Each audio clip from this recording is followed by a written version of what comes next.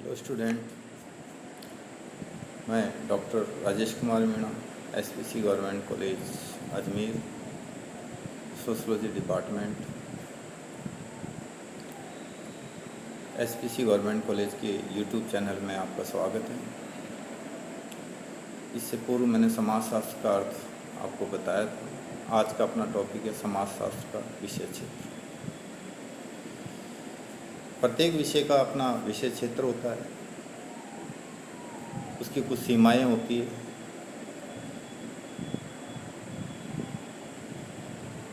जिसके अंतर्गत वे विषय वस्तुओं का अध्ययन करते हैं। समाज में विषय वस्तुओं का विशाल क्षेत्र देखने को मिलता है। समाज समय और परिस्थिति के अनुसार परिवर्तनशील भी होता है, लेकिन प्रत्येक विषय को अपना विषय क्षेत्र निश्चित करना पड़ता है और उसकी कुछ सीमाएं होती है जिसके अंतर्गत वो अध्ययन करता है। विषय क्षेत्र का निर्धारण मुख्यतः विषय के दृष्टिकोण पर्सपेक्टिव पर निर्भर करता है। उसका पर्सपेक्टिव क्या है? समाजशास्त्र का जो विषय क्षेत्र है उसके अंतर्गत हम विभिन्न विद्वानों के मतों का अध्ययन करेंगे, जिसके अंतर्गत उन्होंने विषय क्षेत्र को स्पष्ट करने की कोशिश करी है और बताना चाहा है कि समाजशास्त्र का विषय क्षेत्र क्या है। समाजशास्त्र परिवर्तनशील समाज का अध्ययन करता है, इसलिए समाजशास्त्र के अध्ययन की न तो कोई सीमा निर्धारित की जा सकती है और न ही इसके अध्ययन क्षेत्र को बिल्कुल स्पष्ट रूप से परिभाषित किया जा सकता है। उन संभावित सीमाओं से विषय क्षेत्र का अर्थ उस संभावित सीमाओं से है जिनके अंतर्गत किसी विषय या विज्ञान का अध्ययन किया जा सकता है। समाजशास्त्र के विषय क्षेत्र के संबंध में विद्वानों के मतों को मुख्यतः दो भागों में बांटा जा सकता है: स्वरूपात्मक अथवा विशिष्टात्मक संप्रदाय फॉर्मल स्कूल और समन्वयात्मक संप्रदाय सिंथेटिक स्कूल। प्रथम मत या विचारधारा के अनुसार समाजशास्त्र एक विशेष विज्ञान है और द्वितीय विचारधारा के अनुसार समाजशास्त्र एक सामान्य विज्ञान है। इनमें से प्रत्येक विचारधारा को हम यहाँ स्पष्ट करने का प्रयत्न करेंगे।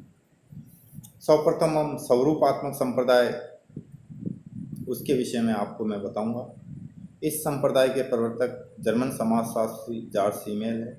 इस संप्रदाय से संबंधित अन्य विद्वानों में वीरकांत, वान वीज, मैक्स वेबर तथा डॉनिज आदि प्रमुख हैं।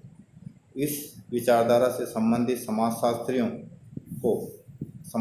की मान्यता है कि अन्य विज्ञान जैसे राजनीति शास्त्र, भूगोल, अर्थशास्त्र, इतिहास, भौतिक शास्त्र, रसायन शास्त्र आदि के समान समाजशास्त्र भी एक स्वतंत्र एवं विशेष विज्ञान है। जैसे प्रत्येक विज्ञान की अपनी कोई एक प्रमुख समस्या या सामग्री होती है जिसका अध्ययन उसी शास्त्र के अंतर्गत किया जाता है, उसी प्रकार समाजशास्त्र के अंतर्गत अध्ययन की जाने वाली भी कोई मुख्य सामग्री या समस्या होनी चाहिए। ऐसा होने पर ही समाजशास्त्र एक विशिष्ट एवं स्वतंत्र विज्ञान बन सकता है और इसका क्षेत्र निश्चित हो सकता है। इस संप्रदाय के मानने वालों का कहना है कि यदि समाजशास्त्र को संपूर्ण समाज का एक सामान्य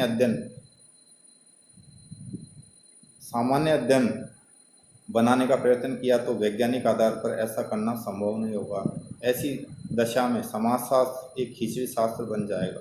अतः हम ये कह सकते हैं कि समाजशास्त्र को एक विशिष्ट विज्ञान बनाने के लिए यह आवश्यक है कि इसके अंतर्गत सभी प्रकार के सामाजिक संबंधों का अध्ययन न करके इन संबंधों के विशिष्ट स्वरूपों का अध्ययन किया जाए। सभी प्रकार के जो सामाजिक संबंध हैं उनका अध्ययन न करके विशिष्ट प्रकार के सामाजिक संबंधों के स्वरूपों का अध्ययन करने पर इन्होंने मुख्यतः जोर दिया। इसलिए इस संप्रदाय का नाम स्वरूपात्मक संप्रदाय रखा गया है।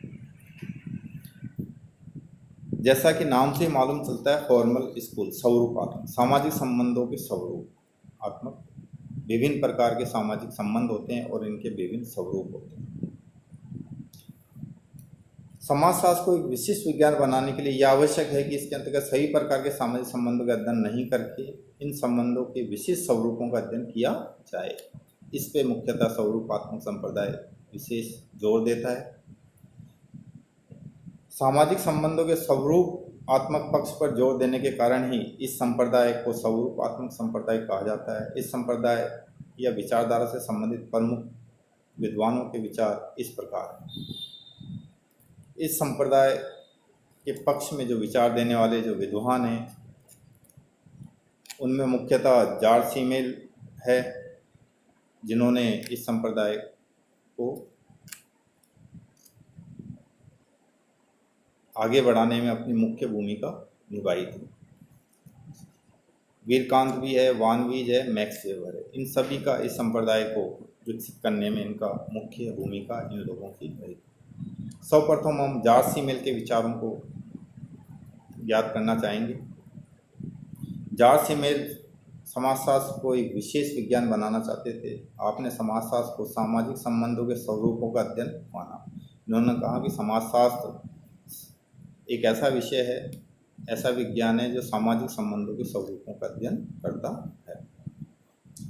जैसे सामाजिक संबंधों के स्वरूप होते हैं, उदाहरण के रूप में अनुकरण, सहयोग, प्रतिस्पर्धा, प्रभुत्व, अधीनता, श्रम विभाजन आदि सामाजिक संबंधों के प्रमुख स्वरूप हैं। सामाजिक संबंधों के इन्हीं स्वरूपों का अध्ययन करने वाला विज्ञान है। समाजशास्त्र सामाजिक संबंधों के इन्हीं स्वरूपों का अध्ययन करने वाला विज्ञान है। उसके पश्चात आता है वीरकांत। वीरकांत के जो विचार है स्वरूपात्मक संप्रदाय में, वीरकांत भी समाजशास्त्र को विशेष विज्ञान बनाने के समर्थक थे। आपने बताया कि यदि समाजशास्त्र को अस्पष्ट एवं अनिश्चितता के आरोपों से बचना है तो उसे किसी मूर्त समाज या ऐतिहासिक दृष्टि से अध्ययन नहीं करना चाहिए। समाजशास्त्र को तो एक विशिष्ट विज्ञान के रूप में मानसिक संबंधों के स्वरूपों का अध्ययन करना चाहिए। आपने देखा कि जॉर्ज सीमेल तो सामाजिक संबंधों के स्वरूपों के अध्ययन पर जोर देते हैं और वीरकांत सामाजिक संबंधों, ऐसे संबंध जो मानसिक संबंधों के स्वरूपों पर अध्ययन देते हैं। ये मानसिक संबंध कैसे विकसित होते हैं? जब एक व्यक्ति दूसरे व्यक्ति के साथ अंत्यक्रिया करता है तो विभिन्न प्रकार के मानसिक संबंधों के स्वरूप बनते हैं। जैसे मैं स्पष्ट करना चाहूँगा, व्यक्तियों को एक दूसरे से अथवा समूह से बांधते हैं। ये मानसिक संबंधी जो स्वरूप हैं वही व्यक्ति को एक दूसरे से बांध के रखते हैं समाज में। समाजशास्त्र इस पर विचार नहीं करता कि पिता और पुत्र में अथवा माता और पुत्री में क्या संबंध है। वो इसमें कोई रुचि नहीं लेता कि किस प्रकार के संबंध है। वह तो यश को देखता है संबंधों में, सम्मान को देखता है, प्रेम को, लज्जा को, स्नेह, समर्पण, घृणा, सहयोग, संघर्ष आदि भावनात्मक या मानसिक पहलुओं का अध्ययन करता है कि इन दोनों के बीच में जो संबंध है, उनके बीच में प्रेम कितना है, लज्जा कितनी है, घृणा कितनी है, सहयोग है या संघर्ष है। इस चीज़ को महत्व देता है। इसी प्रकार समाजशास्त्र उन मानसिक संबंधों के अंतिम स्वरूपों का अध्ययन है जो कि मनुष्य को एक दूसरे से बांधते हैं। इन संबंधों के कारण ही व्यक्ति समाज में एक दूसरे से बंधा हुआ रहता है। इसके पश्चात हम वानवीज के विचारों को स्वरूपात्मक संप्रदाय के अंतर्गत देखेंगे। वानवीज भी जॉर्ज सीमेल के समान समाजशास्त्र को एक विशेष विज्ञान बनाने के पक्ष में थे। आपने लिखा है कि समाजशास्त्र एक विशिष्ट सामाजिक विज्ञान है जो कि मानवीय संबंधों के स्वरूपों का अध्ययन है और यही उसका विशिष्ट क्षेत्र है। वानवीज भी जॉर्ज सीमेल की तरह सामाजिक संबंधों के स्वरूपों के अध्ययन पर रुचि लेता है और विशिष्ट सामाजिक संबंधों के जो विशिष्ट स्वरूप हैं उन्हीं में वो रुचि लेता है। इन्होंने सामाजिक संबंधों के 650 स्वरूपों का उल्लेख करा था वानवीज ने। उसके पश्चात हम मैक्स वेबर के विचारों को स्पष्ट करना चाहेंगे। मैक्स वेबर ने समाजशास्त्र को एक विशिष्ट विज्ञान मानते हैं। वो मैक्स वेबर समाजशास्त्र को विशिष्ट विज्ञान मानते हैं। उनके अनुसार समाजशास्त्र सामाजिक क्रियाओं का अध्ययन करने वाला विज्ञान है। समाजशास्त्र सामाजिक क्रियाओं का अध्ययन करने वाला एक विज्ञान है। समाजशास्त्र की जो विषय क्षेत्र की जो सीमा है वो सामाजिक क्रियाओं का अध्ययन ही उसका मुख्य उद्देश्य है या उसकी अंत वस्तु है। सामाजिक क्रियाओं को आपने उन व्यवहारों के रूप में स्पष्ट किया है जो कि अर्थपूर्ण है और साथ ही जो अन्य व्यक्तियों के व्यवहारों से प्रभावित होते हैं। सामाजिक क्रिया को व्यवहार के रूप में देखते हैं। व्यक्ति दिन प्रतिदिन जो व्यवहार करते हैं,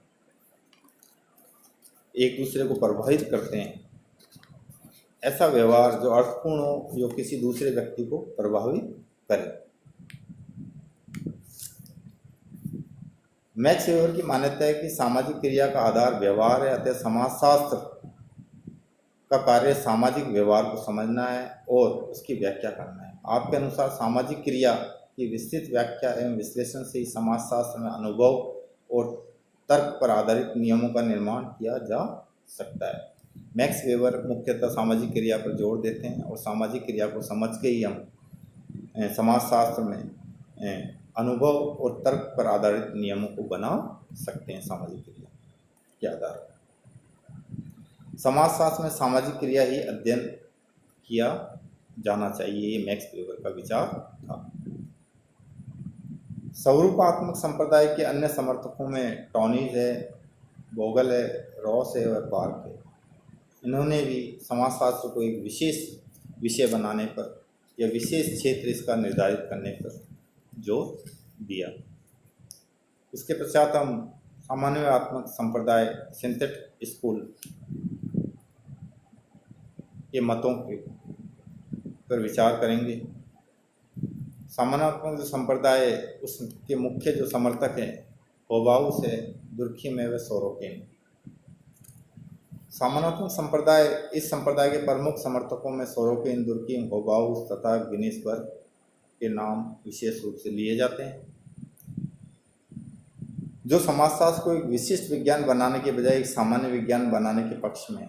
इन विद्वानों के अनुसार समाज के संबंध में संपूर्ण ज्ञान प्राप्त करने के लिए समाजशास्त्र के क्षेत्र को केवल सामाजिक संबंधों के स्वरूप तक सीमित नहीं रखा जा सकता। ये कहते हैं समाजशास्त्र को एक, अगर आप विशाल विज्ञान बनाना चाहते हो, विशेष विज्ञान बनाना चाहते हो, तो आप सिर्फ संबंधों के स्वरूपों तक उसको सीमित नहीं रख सकते।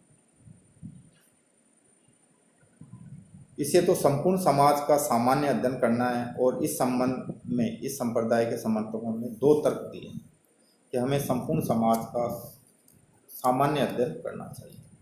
सर्वप्रथम जो पहला तर्क था सामान्यवादी संप्रदाय का, समाज की प्रकृति जीवधारी शरीर के समान है। हर्बर्ट, आपको याद दिला दूँ, हर्बर्ट स्पेंसर ने समाज की तुलना जीव के शरीर से करी। हर्बर्ट स्पेंसर ये कहते हैं कि जिस प्रकार से मानव शरीर है उस प्रकार से समाज है। जिस प्रकार से मानव शरीर के विभिन्न अंग एक दूसरे पर निर्भर है, परस्पर अंतःक्रियाएं करते हैं और शरीर की एक व्यवस्था को बनाए रखते हैं और एक दूसरे से प्रभावित होते हैं, उस प्रकार से समाज के भी जो विभिन्न अंग है आपस में अंतःक्रियाएं करते हैं और समाज की जो व्यवस्था है उसको बनाए रखने में अपना योगदान देते हैं। इसलिए हम समाज के किसी विशेष पक्ष का अध्ययन करेंगे तो अन्य पक्षों का हम अध्ययन नहीं कर पाएंगे और समाज की वास्तविकता, रियलिटी को हम नहीं समझ सकते, क्योंकि समाज के एक अंग में अगर परिवर्तन होता है तो समाज के अन्य अंग भी उससे प्रभावित होते हैं। ऐसा सामान्यवादी संप्रदाय वाले इस पक्ष पर जोर देते हैं कि एक अंग प्रभावित होता है तो समाज के अन्य अंग भी प्रभावित होते हैं। इसलिए समाज का, संपूर्ण समाज का हमें सामान्य अध्ययन करना चाहिए, न कि विशिष्ट अध्ययन करना चाहिए। दूसरा इनका तर्क था, समाजशास्त्र को एक सामान्य विज्ञान बनाने के पक्ष में एक अन्य तर्क ये दिया है कि प्रत्येक सामाजिक विज्ञान के द्वारा समाज के किसी एक भाग या पक्ष का ही अध्ययन किया जाता है। उदाहरण के लिए जैसे राजनीति शास्त्र द्वारा समाज के एक पक्ष राजनीतिक जीवन का ही अध्ययन किया जाता है, इसी प्रकार अर्थशास्त्र के द्वारा आर्थिक जीवन के अध्ययन किया जाता है। ऐसा कोई भी सामाजिक विज्ञान नहीं है जो सामाजिक जीवन के सभी पक्षों या संपूर्ण समाज का समग्र रूप में अध्ययन करता हो। अतः समाजशास्त्र को एक सामान्य विज्ञान के रूप में यह कार्य करना है वो अति आवश्यक है। ऐसा कोई भी विषय नहीं है कि जो संपूर्ण समाज का एक समग्र एक इकाई के रूप में अध्ययन करते हो। अन्य जो विषय हैं वो विशेष पक्ष का ही अध्ययन करते हैं। ऐसा स्वरूपात्मक संप्रदाय के विचारक है, उनका ये मत है। इस संप्रदाय के दृष्टिकोण को ठीक से समझने के उद्देश्य से इसके जो प्रमुख समर्थकों के विचार हैं उनको हम यहाँ समझने का प्रयत्न करेंगे। हम सर्वप्रथम होबाउस के विचारों को यहाँ समझेंगे। होबाउस इंग्लैंड के समाजशास्त्री थे। होबाउस ने समानात्मक संप्रदाय के प्रमुख समर्थक रहे हैं ये, और इन्होंने समाजशास्त्र को एक सामान्य विज्ञान बनाने की काफ़ी पुरजोर कोशिश करी है इन्होंने। आपके अनुसार समाजशास्त्र को अन्य सामाजिक विज्ञानों के प्रमुख सिद्धांत एवं सार तत्वों के बीच पाए जाने वाले सामान्य तत्वों का पता लगाना है और इनका सामान्यीकरण करना है। ये कहते हैं कि समाजशास्त्र जो विषय अन्य जो समाज विज्ञान के विषय हैं उनके बीच में क्या संबंध पाया जाता है, उस संबंध को समझ के ये अपने विषय क्षेत्र को सीमित कर सकता है। इनका जो मुख्य तर्क है, इन्होंने बताया कि समाजशास्त्र के क्या कार्य हैं, उनको इन्होंने 3 कार्य स्पष्ट करे हैं। सभी सामाजिक विज्ञानों की प्रमुख धारणाओं के सामान्य स्वरूप की जानकारी प्राप्त करके, कि समाजशास्त्र सर्वप्रथम सभी सामाजिक विज्ञानों के प्रमुख धारणाओं के सामान्य स्वरूपों की जानकारी प्राप्त करे। सामान्य के सभी विषयों में सामान्य क्या चीज़ें हैं जिनका समाजशास्त्र अध्ययन करे, पहला इनका ये विचार। दूसरा था समाज को स्थायी रखने तथा बदलने वाले कारकों को ज्ञात करके भी हम इसके विषय क्षेत्र को सीमित कर सकते हैं। तीसरा इनका जो विचार था सामाजिक विकास की प्रवृत्ति एवं दशाओं का पता लगाना, कि समाज में किस प्रकार से विकास होता है, परिवर्तन होता है और उसके लिए क्या स्थिति और क्या परिस्थितियाँ होती है और वह क्या कारक होते हैं जिसके कारण समाज में परिवर्तन देखने को मिलता है। होबाउस के बाद हम इमाइल दुर्खिम के विचारों को स्पष्ट करेंगे। यहाँ इमाइल दुर्खिम फ्रांस के समाजशास्त्री थे। इन्होंने भी साम्यवादी विचारधारा का समर्थन किया था, लेकिन इमाइल दुर्खिम एक तरफ तो समाजशास्त्र को एक विशिष्ट विषय बनाना चाहते थे और एक तरफ सामान्य विषय बनाना चाहते थे। विशिष्ट विषय बनाने, जैसे मैक्स वेबर ने भी समाजशास्त्र को विशिष्ट विषय बनाने के लिए सामाजिक क्रियाओं के अध्ययन पर जोर दिया, इसी प्रकार से इमाइल दुर्खिम ने भी समाजशास्त्र को एक विशिष्ट विषय बनाने के विषय में सामाजिक तथ्यों पर जोर दिया। लेकिन साथ ही साथ वो समाजशास्त्र को एक उनका अधिक जो पक्ष था कि समाजशास्त्र सामान्य मतलब विषय बने, ऐसे विषय जो अन्य विषयों के द्वारा, ऐसी विषय वस्तुएं जो अन्य विषयों के द्वारा उनका अध्ययन नहीं किया जाता, उन विषय वस्तुओं का अध्ययन समाजशास्त्र करे। दुर्खिम समाजशास्त्र को एक सामान्य विज्ञान बनाने के पक्ष में है, परंतु आपने यह भी स्पष्ट कर दिया है कि पहले समाजशास्त्र को एक विशिष्ट विज्ञान बनाना है, उसके बाद ही समाजशास्त्र एक सामान्य विज्ञान बन सकता है, ताकि यह अन्य सामाजिक विज्ञानों के समान अपने स्वतंत्र नियमों का विकास कर सके। इसके बाद ही इसे एक सामान्य विज्ञान के रूप में अन्य सामाजिक विज्ञानों के साथ सामान्य में स्थापित करना पड़ेगा। अतः हम ये कह सकते हैं कि समाजशास्त्र में सर्वप्रथम उन सामाजिक तथ्यों के अध्ययन पर जोर दिया जिनसे सामाजिक प्रतिनिधानों का निर्माण होता है। इमाइल दुर्खिम ने कहा सर्वप्रथम समाजशास्त्र को उन सामाजिक तथ्यों का अध्ययन करना चाहिए जिनके द्वारा सामाजिक प्रतिनिधानों का निर्माण होता है। इन्होंने सामाजिक प्रतिनिधान को स्पष्ट करा और इन्होंने कहा कि समाजशास्त्र सामूहिक प्रतिनिधानों का विज्ञान है, कि समाजशास्त्र सामूहिक प्रतिनिधानों का अध्ययन करने वाला एक विषय है, या समाजशास्त्र सामाजिक तथ्यों का अध्ययन करने वाला एक विषय है, या समाजशास्त्र सामूहिक प्रतिनिधानों का एक विज्ञान है। सामूहिक प्रतिनिधानों से दुर्खिम का तात्पर्य है, दुर्खिम स्पष्ट करते हैं कि सामूहिक प्रतिनिधान क्या है। उन्होंने कहा कि प्रत्येक समूह या समाज में पाए जाने वाले विचारों, भावनाओं एवं धारणाओं के एक पुलक सेट जो होता है से है। सामूहिक प्रतिनिधान का उनका अर्थ है कि प्रत्येक जो समाज या समूह में पाए जाने वाले जो विचार हैं, भावनाओं और धारणाओं का एक सेट जो होता है, पुलक, उसको इमाइल दुर्खिम सामूहिक प्रतिनिधान कहते हैं, जिन पर व्यक्ति अचेतन रूप से अपने विचार, मनोवर्ती व्यवहार के लिए निर्भर रहता है। व्यक्ति इनको अचेतन रूप से इन विचारों को, इन धारणाओं को, इन भावनाओं के सेट को वो ग्रहण कर लेता है और उनके अनुसार अपना व्यवहार करता है और समाज में कार्य करता है। कुल मिला के उन पर वो निर्भर रहता है सामूहिक प्रतिनिधानों से। वही समाज में उसके व्यवहार को नियंत्रित करते हैं और कंट्रोल करते हैं, उसको दिशा निर्देश देते हैं कि आपको किस परिस्थिति में किस प्रकार का व्यवहार करना है। जैसे व्यक्ति खुशी का माहौल रहता है, विवाह जैसे विवाह हो रहा है तो उस समय वो खुश रहेगा, और कोई दुखद घटनाएं घटित हो जाती है तो समाज उसे बताता है कि दुखद घटनाओं में व्यक्ति को कैसा व्यवहार करना है और खुशी के माहौल में उसे किस प्रकार का व्यवहार करना है। ये इमानुएल दुर्खिम ने स्पष्ट करना चाहा कि सामूहिक प्रतिनिधान जो है वही समाजशास्त्र की विषय वस्तु है और वही उसकी सीमा है। उन्हीं का अध्ययन करके वो समाज को ज़्यादा अच्छी तरह से समझ सकता है और यही समाजशास्त्र का विषय क्षेत्र है। सामूहिक प्रतिनिधानों की विशेषता भी इमानुएल दुर्खिम ने बताई है। ये सारे समाज में फैले होते हैं तथा व्यक्ति की शक्ति से ऊपर होते हैं। सामूहिक प्रतिनिधान पूरे समाज में फैले हुए रहते हैं और व्यक्ति की शक्ति से ऊपर होते हैं, मतलब व्यक्ति चाह के भी इनकी अवहेलना नहीं कर सकता और इनके अनुसार अपने व्यवहार को उसको करना पड़ता है।